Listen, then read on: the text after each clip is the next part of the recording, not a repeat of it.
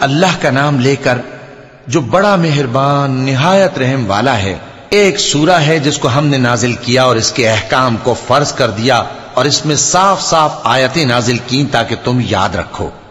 بدکاری کرنے والی عورت اور بدکاری کرنے والا مرد جب ان کی بدکاری ثابت ہو جائے تو دونوں میں سے ہر ایک کو 100 درے مارو، اور اگر تم اللہ اور روز آخر پر ایمان رکھتے ہو تو اللہ کے قانون کو نافذ کرنے میں تمہیں ان پر ہرگز ترس نہ آئے، اور چاہیے کہ ان کی سزا کے وقت مسلمانوں کی ایک جماعت بھی موجود ہو۔ بدکار مرد تو بدکار یا مشرک عورت کے سوا کسی سے نکاح نہیں کرتا، اور بدکار عورت کو بھی بدکار یا مشرک مرد کے سوا اور کوئی نکاح میں نہیں لاتا، اور یہ یعنی بدکار عورت سے نکاح کرنا مومنوں پر حرام ہے۔ اور جو لوگ پرہیزگار عورتوں کو بدکاری کا عیب لگائیں اور اس پر 4 گواہ نہ لائیں تو ان کو 80 درے مارو، اور کبھی ان کی شہادت قبول نہ کرو، اور یہی بد کردار ہیں۔ ہاں، جو اس کے بعد توبہ کر لیں اور اپنی حالت سنوار لیں تو اللہ بھی بخشنے والا ہے، مہربان ہے۔ جو لوگ اپنی بیویوں پر بدکاری کی تہمت لگائیں اور خود ان کے سوا اور گواہ نہ ہوں تو ہر ایک کی شہادت یہ ہے کہ پہلے تو 4 بار اللہ کی قسم کھائے کہ بے شک وہ سچا ہے، اور 5ویں بار یہ کہے کہ اگر وہ جھوٹا ہو تو اس پر اللہ کی لعنت۔ اور عورت سے سزا کو یہ بات ٹال سکتی ہے کہ وہ پہلے 4 بار اللہ کی قسم کھائے کہ بے شک یہ جھوٹا ہے، اور 5ویں دفعہ یوں کہے کہ اگر یہ سچا ہو تو مجھ پر اللہ کا غضب نازل ہو۔ اور اگر تم پر اللہ کا فضل اور اس کی مہربانی نہ ہوتی تو بہت سی خرابیاں پیدا ہو جاتی۔ اور یہ کہ اللہ توبہ قبول کرنے والا ہے، حکیم ہے۔ جن لوگوں نے یہ بہتان باندھا ہے وہ تمہیں میں سے ایک جماعت ہے، اس کو اپنے حق میں برا نہ سمجھنا، بلکہ وہ تمہارے لیے اچھا ہے۔ ان میں سے جس شخص نے گناہ کا جتنا حصہ لیا اس کے لیے اتنا وبال ہے، اور جس نے ان میں سے اس بہتان کا بڑا بوجھ اٹھایا ہے اس کو بڑا عذاب ہوگا۔ جب تم نے وہ بات سنی تھی تو مومن مردوں اور عورتوں نے کیوں اپنے دلوں میں نیک گمان نہ کیا، اور کیوں نہ کہہ دیا کہ یہ کھلم کھلا بہتان ہے؟ یہ بہتان لگانے والے اپنی بات کی تصدیق کے لیے 4 گواہ کیوں نہ لائے؟ تو جب یہ گواہ نہیں لا سکے تو اللہ کے نزدیک یہی جھوٹے ہیں۔ اگر دنیا اور آخرت میں تم پر اللہ کا فضل اور اس کی رحمت نہ ہوتی تو جس شغل میں تم منہمک تھے اس کی وجہ سے تم پر بڑا سخت عذاب نازل ہوتا۔ جب تم اپنی زبانوں سے اس کا ایک دوسرے سے ذکر کرتے تھے اور اپنے منہ سے ایسی بات کہتے تھے جس کا تم کو کچھ بھی علم نہ تھا، اور تم اسے ایک ہلکی بات سمجھتے تھے، حالانکہ اللہ کے نزدیک وہ بڑی بھاری بات تھی۔ اور جب تم نے اسے سنا تھا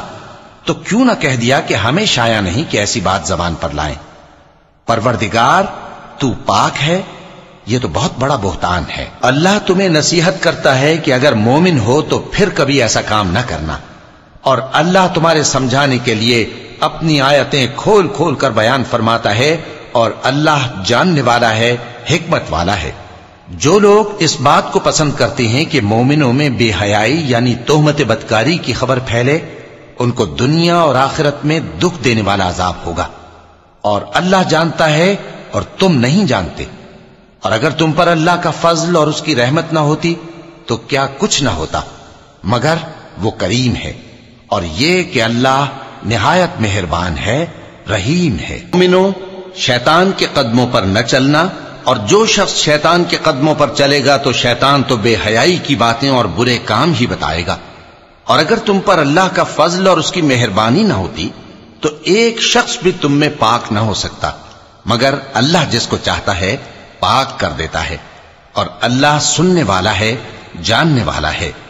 اور جو لوگ تم میں صاحب فضل اور صاحب مال ہیں وہ اس بات کی قسم نہ کھائیں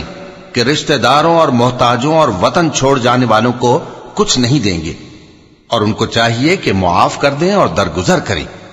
کیا تم پسند نہیں کرتے کہ اللہ تم کو بخش دے؟ اور اللہ تو بخشنے والا ہے، مہربان ہے۔ جو لوگ پرہیزگار اور برے کاموں سے بے خبر اور ایماندار عورتوں پر بدکاری کی تہمت لگاتے ہیں ان پر دنیا اور آخرت دونوں میں لعنت ہے، اور ان کو سخت عذاب ہوگا،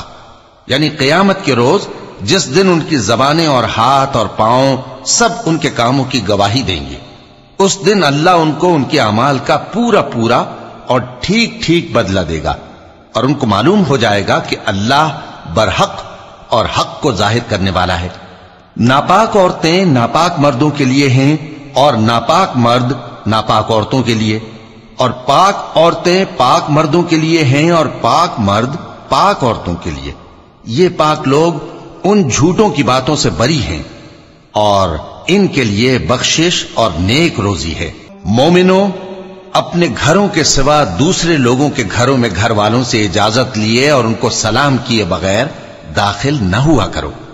یہ تمہارے حق میں بہتر ہے، اور ہم یہ نصیحت اس لیے کرتے ہیں کہ شاید تم یاد رکھو۔ پھر اگر تم گھر میں کسی کو موجود نہ پاؤ تو جب تک تم کو اجازت نہ دی جائے اس میں مت داخل ہو، اور اگر یہ کہا جائے کہ اس وقت لوٹ جاؤ تو لوٹ جایا کرو، یہ تمہارے لیے بڑی پاکیزگی کی بات ہے، اور جو کام تم کرتے ہو اللہ سب جانتا ہے۔ ہاں، اگر تم کسی ایسے مکان میں جاؤ جس میں کوئی نہ بستا ہو اور اس میں تمہارا اسباب رکھا ہو تو تم پر کچھ گناہ نہیں، اور جو کچھ تم ظاہر کرتے ہو اور جو پوشیدہ کرتے ہو اللہ کو سب معلوم ہے۔ مومن مردوں سے کہہ دو کہ اپنی نظریں نیچی رکھا کریں اور اپنی شرمگاہوں کی حفاظت کیا کریں، یہ ان کے لیے بڑی پاکیزگی کی بات ہے، اور جو کام یہ کرتے ہیں اللہ ان سے خبردار ہے۔ اور مومن عورتوں سے کہہ دو کہ وہ بھی اپنی نگاہیں نیچی رکھا کریں اور اپنی شرمگاہوں کی حفاظت کیا کریں، اور اپنی آرائش یعنی زیور کے مقامات کو ظاہر نہ ہونے دیا کریں مگر جو اس میں سے کھلا رہتا ہو، اور اپنے سینوں پر اوڑھنیاں اوڑے رہا کریں، اور اپنے خاوند اور باپ اور خسر اور بیٹوں اور خاوند کے بیٹوں اور بھائیوں اور بھتیجوں اور بھانجوں اور اپنی جیسی مومن عورتوں اور لونڈی غلاموں کے سوا نیز ان خدام کے جو عورتوں کی خواہش نہ رکھیں، یا ایسے لڑکوں کے جو عورتوں کے پردے کی چیزوں سے واقف نہ ہوں۔ غرض ان لوگوں کے سوا کسی پر اپنی زینت اور سنگھار کے مقامات کو ظاہر نہ ہونے دیں، اور اپنے پاؤں ایسے طور سے زمین پر نہ مارے کہ جھنکار کانوں میں پہنچے اور ان کا پوشیدہ زیور معلوم ہو جائے۔ اور مومنوں، سب اللہ کے آگے توبہ کرو تاکہ فلاح پاؤ، اور اپنی قوم کی بیوہ عورتوں کے نکاح کر دیا کرو، اور اپنے غلاموں اور لونڈیوں کے بھی جو نیک ہوں نکاح کر دیا کرو۔ اگر وہ مفلس ہوں گے تو اللہ ان کو اپنے فضل سے غنی کر دے گا، اور اللہ بہت وسعت والا ہے، سب کچھ جاننے والا ہے۔ اور جن کو بیاہ کا مقدور نہ ہو وہ پاک دامنی کو اختیار کیے رہیں یہاں تک کہ اللہ ان کو اپنے فضل سے غنی کر دے۔ اور جو غلام تم سے مکاتبت یعنی مال دے کر پروانہ آزادی کی تحریر چاہیں، اگر تم ان میں صلاحیت اور نیکی پاؤ تو ان سے مکاتبت کر لو، اور اللہ نے جو مال تم کو بخشا ہے اس میں سے ان کو بھی دو۔ اور اپنی باندیوں کو اگر وہ پاک دامن رہنا چاہیں تو دنیاوی زندگی کے فوائد حاصل کرنے کے لیے بدکاری پر مجبور نہ کرنا، اور جو ان کو مجبور کرے گا تو ان بیچاریوں کے مجبور کیے جانے کے بعد اللہ بخشنے والا ہے، مہربان ہے۔ اور ہم نے تمہاری طرف روشن آیتیں نازل کی ہیں، اور جو لوگ تم سے پہلے گزر چکے ہیں ان کی خبریں اور پرہیزگاروں کے لیے نصیحت۔ اللہ آسمانوں اور زمین کا نور ہے، اس کے نور کی مثال ایسی ہے کہ گویا ایک طاق ہے جس میں ایک چراغ ہے، اور چراغ ایک قندیل میں ہے، اور قندیل ایسی صاف شفاف ہے کہ گویا موتی کا سا چمکتا ہوا تارا ہے۔ اس میں ایک مبارک درخت کا تیل جلایا جاتا ہے یعنی زیتون کا، کہ نہ مشرق کی طرف ہے نہ مغرب کی طرف۔ ایسا معلوم ہوتا ہے کہ اس کا تیل خواہ آگ اسے نہ بھی چھوئے جلنے کو تیار ہے۔ بڑی روشنی پر روشنی ہو رہی ہے۔ اللہ اپنے نور سے جس کو چاہتا ہے سیدھی راہ دکھاتا ہے، اور اللہ جو مثالیں بیان فرماتا ہے تو لوگوں کے سمجھانے کے لیے، اور اللہ ہر چیز سے واقف ہے۔ وہ قندیل ان گھروں میں ہے جن کے بارے میں اللہ نے ارشاد فرمایا ہے کہ بلند کیے جائیں اور وہاں اللہ کے نام کا ذکر کیا جائے، اور ان میں صبح و شام اس کی تسبیح کرتے ہیں۔ ایسے لوگ جن کو اللہ کے ذکر اور نماز پڑھنے اور زکوٰۃ دینے سے نہ سوداگری غافل کرتی ہے نہ خرید و فروخت، وہ اس دن سے جب دل خوف اور گھبراہٹ کے سبب الٹ جائیں گے اور آنکھیں اوپر چڑھ جائیں گی ڈرتے ہیں، تاکہ اللہ ان کو ان کے اعمال کا بہت اچھا بدلہ دے اور اپنے فضل سے زیادہ بھی عطا فرمائے، اور اللہ جس کو چاہتا ہے بے حساب رزق دیتا ہے۔ اور جن لوگوں نے کفر کیا ان کے اعمال کی مثال ایسی ہے جیسے میدان میں ریت کہ پیاسا اسے پانی سمجھے، یہاں تک کہ جب اس کے پاس آئے تو اسے کچھ بھی نہ پائے، اور اللہ ہی کو اپنے پاس دیکھے تو وہ اسے اس کا حساب پورا پورا چکا دے، اور اللہ جلد حساب کرنے والا ہے۔ یا ان کے اعمال کی مثال ایسی ہے جیسے گہرے سمندر میں اندھیرے جس پر لہر چڑھی چلی آتی ہو اور اس کے اوپر اور لہر آ رہی ہو اور اس کے اوپر بادل ہو، غرض اندھیرے ہی اندھیرے ہوں، ایک پر ایک چھایا ہوا، جب اپنا ہاتھ نکالے تو کچھ نہ دیکھ سکے، اور جس کو اللہ روشنی نہ دے اس کو کہیں بھی روشنی نہیں مل سکتی۔ کیا تم نے نہیں دیکھا کہ جو لوگ آسمانوں اور زمین میں ہیں اللہ کی تسبیح کرتے رہتے ہیں، اور پر پھیلائے ہوئے پرندے بھی، اور سب اپنی نماز اور تسبیح کے طریقے سے واقف ہیں، اور جو کچھ وہ کرتے ہیں سب اللہ کو معلوم ہے، اور آسمان اور زمین کی بادشاہی اللہ ہی کے لیے ہے، اور اللہ ہی کی طرف لوٹ کر جانا ہے۔ کیا تم نے نہیں دیکھا کہ اللہ ہی بادلوں کو چلاتا ہے، پھر ان کو آپس میں ملا دیتا ہے، پھر ان کو تہ بتہ کر دیتا ہے، پھر تم دیکھتے ہو کہ بادل سے مے نکل کر برس رہا ہے، اور آسمان میں جو اولوں کے پہاڑ ہیں ان سے اولے نازل کرتا ہے، تو جس پر چاہتا ہے اس کو برسا دیتا ہے، اور جس سے چاہتا ہے ہٹا رکھتا ہے۔ اور بادل میں جو بجلی ہوتی ہے اس کی چمک آنکھوں کو خیرہ کر کے بینائی کو اچ کے لیے جاتی ہے۔ اللہ ہی رات اور دن کو بدلتا رہتا ہے، اہل بصارت کے لیے اس میں بڑی عبرت ہے۔ اور اللہ ہی نے ہر چلنے پھرنے والے جاندار کو پانی سے پیدا کیا، تو ان میں سے بعض ایسے ہیں کہ پیٹ کے بل چلتے ہیں، اور بعض ایسے ہیں جو 2 پاؤں پر چلتے ہیں، اور بعض ایسے ہیں جو 4 پاؤں پر چلتے ہیں۔ اللہ جو چاہتا ہے پیدا کرتا ہے، بے شک اللہ ہر چیز پر قادر ہے۔ ہم ہی نے روشن آیتیں نازل کی ہیں، اور اللہ جس کو چاہتا ہے سیدھے راستے کی طرف ہدایت کرتا ہے۔ بعض لوگ کہتے ہیں کہ ہم اللہ پر اور رسول پر ایمان لائے اور ان کا حکم مان لیا، پھر اس کے بعد ان میں سے ایک فریق پھر جاتا ہے، اور یہ لوگ صاحب ایمان ہی نہیں ہیں، اور جب ان کو اللہ اور اس کے رسول کی طرف بلایا جاتا ہے تاکہ پیغمبر ان کا قضیہ چکا دیں تو ان میں سے ایک فریق منہ پھیر لیتا ہے، اور اگر ان کو حق ملتا ہو تو اس کی طرف قبول کر کے چلے آتے ہیں۔ کیا ان کے دلوں میں بیماری ہے، یا یہ شک میں ہیں، یا ان کو یہ خوف ہے کہ اللہ اور اس کا رسول ان پر ظلم کریں گے؟ نہیں، بلکہ یہ خود ہی ظالم ہیں۔ مومنوں کی تو یہ بات ہے کہ جب اللہ اور اس کے رسول کی طرف بلائے جائیں تاکہ وہ ان میں فیصلہ کریں تو کہیں کہ ہم نے حکم سن لیا اور مان لیا، اور یہی لوگ فلاح پانے والے ہیں۔ اور جو شخص اللہ اور اس کے رسول کی فرما برداری کرے گا اور اس سے ڈرے گا اور اس کا تقوی اختیار کرے گا تو ایسے ہی لوگ مراد کو پہنچنے والے ہیں۔ اور یہ اللہ کی سخت سخت قسمیں کھاتے ہیں کہ اگر تم ان کو حکم دو تو سب گھروں سے نکل کھڑے ہوں۔ کہہ دو کہ قسمیں مت کھاؤ، پسندیدہ فرما برداری درکار ہے، بے شک اللہ تمہارے سب اعمال سے خبردار ہے۔ کہہ دو کہ اللہ کی فرما برداری کرو اور رسول کے حکم پر چلو، اگر منہ موڑو گے تو رسول پر اس چیز کا ادا کرنا ہے جو ان کے ذمے ہے، اور تم پر اس چیز کا ادا کرنا ہے جو تمہارے ذمے ہے،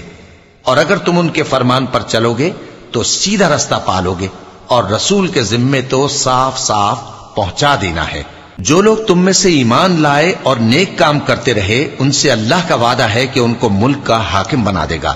جیسا ان سے پہلے لوگوں کو حاکم بنایا تھا، اور ان کے دین کو جسے اس نے ان کے لیے پسند کیا ہے مستحکم و پائیدار کرے گا، اور خوف کے بعد ان کو امن بخشے گا۔ وہ میری عبادت کریں گے اور میرے ساتھ کسی چیز کو شریک نہ بنائیں گے، اور جو اس کے بعد کفر کرے تو ایسے ہی لوگ بد کردار ہیں۔ اور نماز پڑھتے رہو اور زکوٰۃ دیتے رہو اور پیغمبر کے فرمان پر چلتے رہو تاکہ تم پر رحمت کی جائے، اور ایسا خیال نہ کرنا کہ کافر لوگ ہم کو زمین میں مغلوب کر دیں گے، ان کا ٹھکانہ دوزخ ہے اور وہ بہت برا ٹھکانہ ہے۔ مومنوں، تمہارے باندی غلام اور جو بچے تم میں سے بلوغ کو نہیں پہنچے 3 دفعہ یعنی 3 اوقات میں تم سے اجازت لیا کریں، ایک تو نماز فجر سے پہلے، اور دوسرے گرمی کی دوپہر کو جب تم کپڑے اتار دیتے ہو، اور تیسرے عشاء کی نماز کے بعد۔ یہ 3 وقت تمہارے پردے کے ہیں، ان کے آگے پیچھے یعنی دوسرے وقتوں میں نہ تم پر کچھ گناہ ہے اور نہ ان پر کہ کام کاج کے لیے ایک دوسرے کے پاس آتے رہتے ہو۔ اس طرح اللہ اپنی آیتیں کھول کھول کر بیان فرماتا ہے، اور اللہ بڑا علم والا ہے، بڑا حکمت والا ہے۔ اور جب تمہارے لڑکے بالغ ہو جائیں تو ان کو بھی اسی طرح اجازت لینی چاہیے جس طرح ان سے اگلے یعنی بڑے آدمی اجازت حاصل کرتے رہے ہیں۔ اس طرح اللہ تم سے اپنی آیتیں کھول کھول کر بیان فرماتا ہے، اور اللہ جاننے والا ہے، حکمت والا ہے۔ اور بڑی عمر کی عورتیں جن کو نکاح کی توقع نہیں رہی اور وہ زائد کپڑے اتار کر سر ننگا کر لیا کریں تو ان پر کچھ گناہ نہیں، بشرطے کہ اپنی زینت کی چیزیں نہ ظاہر کریں، اور اگر اس سے بھی بچیں تو یہ ان کے حق میں بہتر ہے، اور اللہ سنتا ہے، جانتا ہے۔ نہ تو اندھے پر کچھ گناہ ہے اور نہ لنگڑے پر اور نہ بیمار پر اور نہ خود تم پر کہ اپنے گھروں سے کھانا کھاؤ، یا اپنے باپ دادا کے گھروں سے، یا اپنی ماؤں کے گھروں سے، یا بھائیوں کے گھروں سے، یا اپنی بہنوں کے گھروں سے، یا اپنے چچاؤں کے گھروں سے، یا اپنی پھوپھیوں کے گھروں سے، یا اپنے ماموؤں کے گھروں سے، یا اپنی خالاؤں کے گھروں سے، یا اس گھر سے جس کی کنجیاں تمہارے ہاتھ میں ہوں، یا اپنے دوستوں کے گھروں سے۔ اور اس کا بھی تم پر کچھ گناہ نہیں کہ سب مل کر کھانا کھاؤ یا جدا جدا۔ پھر جب گھروں میں جایا کرو تو اپنے گھر والوں کو سلام کیا کرو، یہ اللہ کی طرف سے مبارک اور پاکیزہ تحفہ ہے۔ اس طرح اللہ اپنی آیتیں کھول کھول کر بیان فرماتا ہے تاکہ تم سمجھو۔ مومن تو وہ ہیں جو اللہ پر اور اس کے رسول پر ایمان لائے، اور جب کبھی ایسے کام کے لیے جو جمع ہو کر کرنے کا ہو پیغمبر کے پاس جمع ہوں تو ان سے اجازت لیے بغیر چلے نہیں جاتے۔ اے پیغمبر، جو لوگ تم سے اجازت حاصل کرتے ہیں وہی اللہ پر اور اس کے رسول پر ایمان رکھتے ہیں، سو جب یہ لوگ تم سے کسی کام کے لیے اجازت مانگا کریں تو ان میں سے جسے چاہا کرو اجازت دے دیا کرو، اور ان کے لیے اللہ سے بخشش مانگا کرو، کچھ شک نہیں کہ اللہ بخشنے والا ہے، مہربان ہے۔ مومنو، پیغمبر کے پکارنے کو ایسا خیال نہ کرنا جیسا تم آپس میں ایک دوسرے کو پکارتے ہو، بے شک اللہ کو وہ لوگ معلوم ہیں جو تم میں سے آنکھ بچا کر کھسک جاتے ہیں۔ تو جو لوگ ان کے حکم کی مخالفت کرتے ہیں ان کو ڈرنا چاہیے کہ ایسا نہ ہو کہ ان پر کوئی آفت پڑ جائے یا تکلیف دینے والا عذاب نازل ہو۔ دیکھو، جو کچھ آسمانوں اور زمین میں ہے سب اللہ ہی کا ہے، جس طریق پر تم ہو وہ اسے جانتا ہے، اور جس روز لوگ اس کی طرف لوٹائے جائیں گے تو جو عمل وہ کرتے رہے وہ ان کو بتا دے گا،